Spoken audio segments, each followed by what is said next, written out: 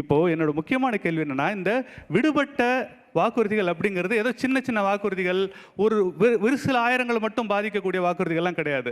மிகப்பெரிய வாக்குறுதிகள் நிறைவேற்றப்படவில்லை. அரசு ஊழியருக்கு பழைய ஓய்வூதிய திட்டம் கொண்டு வரேன்னாங்க. இப்போ அதை அப்படியே உள்டாவாக மாற்றி அவங்க சம்பளத்தில் பிடிச்சி அவங்களுக்கே காசு தரங்கிற இடத்துக்கு கொண்டு போய் அதுவும் அறிவிப்போடு நிறுத்தி அதுக்கு ஒரு எக்ஸிக்யூட்டிவ் ஆர்டர் கூட போடாமல் ஏமாற்றி இருக்கிறார்கள். சமூக நீதி 15% இடஒதுக்கீடு தருவேன், உள்ஒதுக்கீடு தருவேன் என்றெல்லாம் ஆரம்பித்து கடைசியில் 2 IAS தலைமையில் 5 வருஷமாக இவங்க 5 வருஷத்தை ஓட்டி 6 மாதம் எக்ஸ்டென்ஷன்லேருந்து ஆரம்பித்து 5 வருஷம் எக்ஸ்டென்ஷன் கொடுத்து எதுவுமே பண்ணாமல் சமூக நீதியில் மண்ணள்ளி போட்டு விட்டார்கள். ஆந்திராவிலையும் உத்தரகாண்ட்லையும் தெலுங்கானாவிலையும் இடஒதுக்கீடு பிரித்து தனி ஒதுக்கீடு கொடுக்கிறார்கள். இவங்களை கேட்டால் சுப்ரீம் கோர்ட்டுங்கிறாங்க.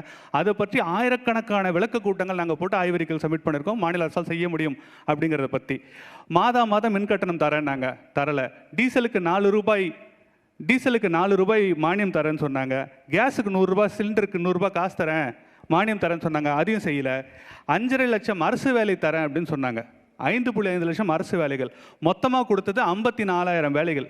அதில் 26,000 வேலைகள் டிஎன்பிஎஸ்சி, டிஆர்பி மாதிரியான அஃபிஷியல் ரெக்ரூட்மெண்ட் போர்டு அல்லாத பின்வாசல் வழியான வேலைகள்.